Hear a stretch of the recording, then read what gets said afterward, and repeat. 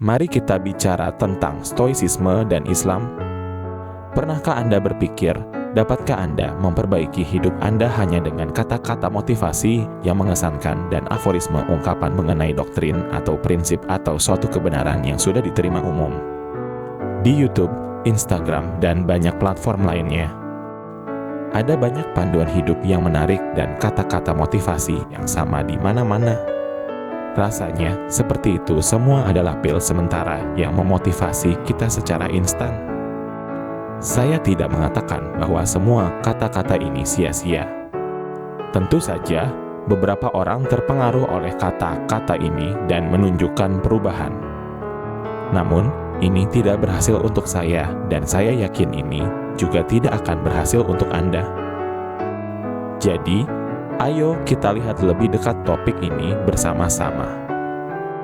Kita berada di abad ke-21. Meskipun manusia saat ini telah mencapai puncak dalam perkembangan teknologi, mereka masih tertinggal berabad-abad dalam banyak masalah seperti kesepian, introversi, perilaku antisosial, kurangnya iman, kurangnya pendidikan, dan moralitas. Negativitas ini terus berlanjut secara signifikan dalam kehidupan orang-orang yang harus hidup bersama. Karena alasan ini, orang berusaha menemukan cara baru untuk melengkapi kekurangan ini.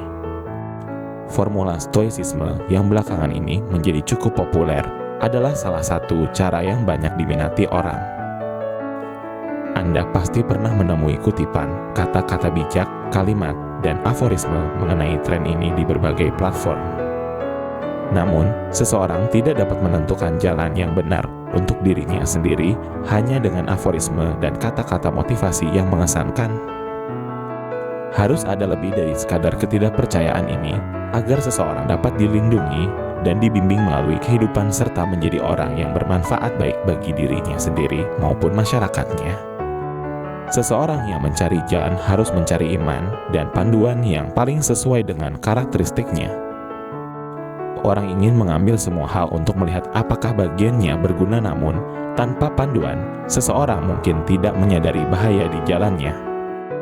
Dalam hal ini, saya akan membahas beberapa titik kesamaan antara Stoicisme dan Islam serta beberapa poin yang kontras. Islam dan Stoicisme sebagian besar berbeda dalam hal prinsip sejarah, budaya, dan keyakinan, meskipun mereka memiliki beberapa kesamaan dalam prinsip filosofis dan etika. Mari kita jelajahi perbandingan antara Islam dan Stoicisme dari perspektif Islam, menjelaskan kekurangan Stoicisme dalam kehidupan manusia dan bagaimana Islam mengisi kekosongan ini. Kepercayaan kepada Tuhan, Stoicisme menekankan perkembangan filsafat, logika, etika, dan moralitas. Para Stoik merangkul alam semesta yang diatur oleh aturan alam. Mereka menganjurkan pengendalian pikiran dan hidup dalam harmoni dengan alam. Mayoritas Stoik memiliki pemahaman panteistik tentang Tuhan. Panteistik adalah sebuah keyakinan keagamaan dan filosofis yang menganggap bahwa realitas, semesta, dan alam adalah identik dengan Tuhan atau entitas tertinggi.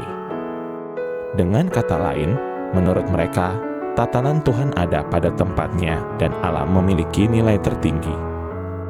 Panteisme melihat Tuhan sebagai makhluk yang mencakup segalanya dan melekat dalam alam, sehingga mereka melihat Tuhan sebagai makhluk yang dapat dipertukarkan dengan alam.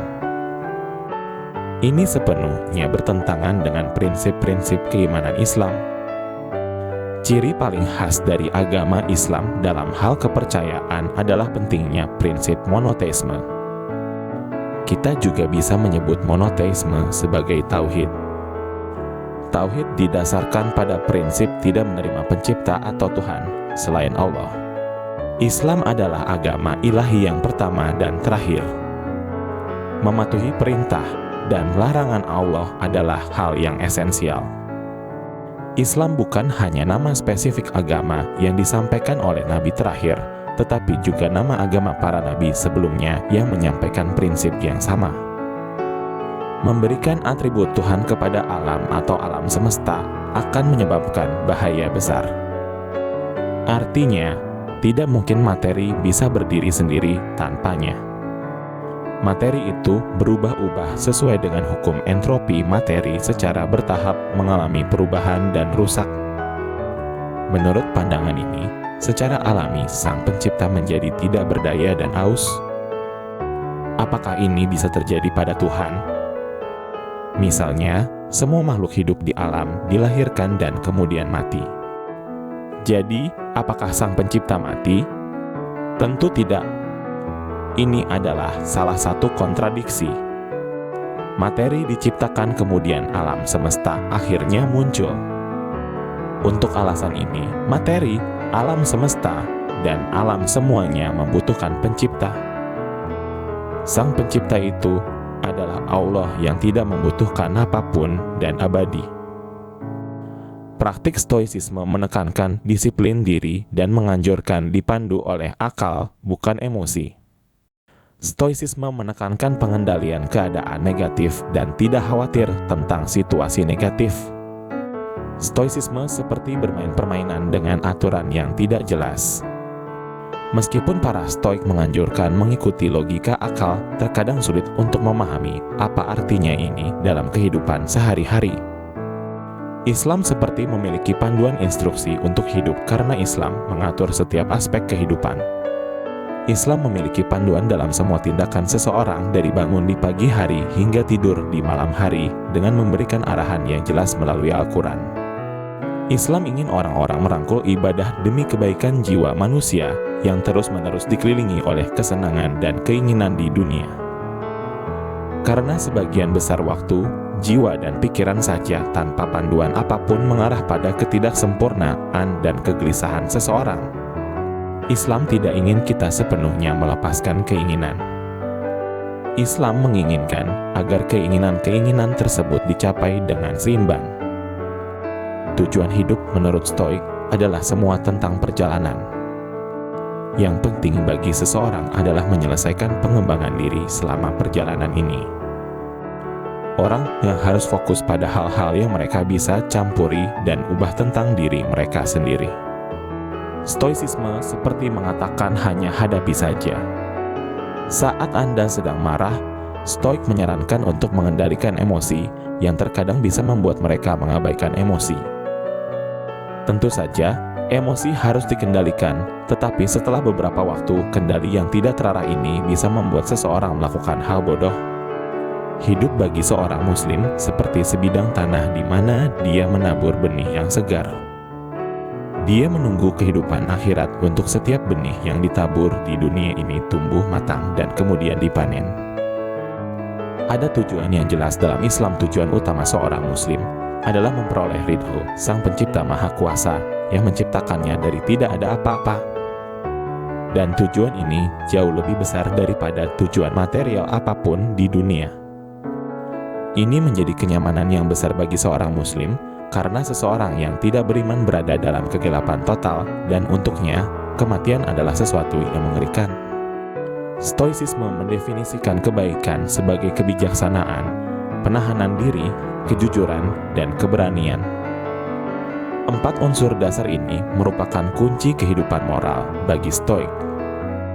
Kebaikan dianggap sebagai nilai tertinggi dalam Stoicisme, tetapi tujuan utama nilai-nilai ini adalah untuk pengembangan diri sendiri. Manusia harus hidup untuk dirinya sendiri, dan etika dan moral selalu harus untuk dirinya sendiri. Meskipun pemahaman seperti ini menyebabkan kedamaian batin pada individu, masih saja tidak bisa menyembuhkan banyak negativitas. Salah satu hal terbesar Islam adalah menyarankan kepada orang untuk memiliki moral yang baik. Moral yang baik memiliki tempat yang luas dalam Islam. Al-Quran dan hadits Nabi Muhammad menekankan moral yang baik. Islam bertujuan untuk kebahagiaan manusia baik di dunia ini maupun di akhirat. Itulah mengapa, seperti dalam Stoicisme, Islam menyarankan tidak hanya 4 prinsip dasar kebijaksanaan, moderasi, kejujuran, dan keberanian, tetapi juga banyak nilai moral lainnya. Islam juga melarang setiap tindakan yang akan menyakiti orang dalam masyarakat. Islam seperti menjadi bagian dari sebuah tim. Islam menekankan komunitas dan mengajarkan bagaimana menjadi orang yang berguna tidak hanya untuk dirinya sendiri tetapi juga untuk masyarakat. Kesimpulan dari video ini, adalah stoicisme memiliki beberapa ide menarik tentang menjadi kuat dan mengontrol diri, tetapi kita bisa mengatakan bahwa itu samar, tanpa tujuan, eksklusif, dan mementingkan diri sendiri. Islam, di sisi lain, menawarkan petunjuk yang jelas, rasa komunitas yang kuat, dan hubungan yang bermakna untuk hidup seimbang dan bergerak menuju tujuan yang lebih besar. Catatan, wawasan dalam video ini hanya bersifat pendahuluan saja. Oleh karena itu, saya bisa merekomendasikan untuk melakukan penelitian lebih lanjut dan studi mendalam, terutama tentang Islam dan Stoikisme itu sendiri. Jika ingin mengetahui Stoicisme lebih lanjut, silahkan klik link video di atas ya. Nah, kalau kamu dapat sesuatu yang baru hari ini, jangan lupa kasih like dan subscribe ya ke videonya. Terus share ke teman-teman kamu. Sampai jumpa lagi.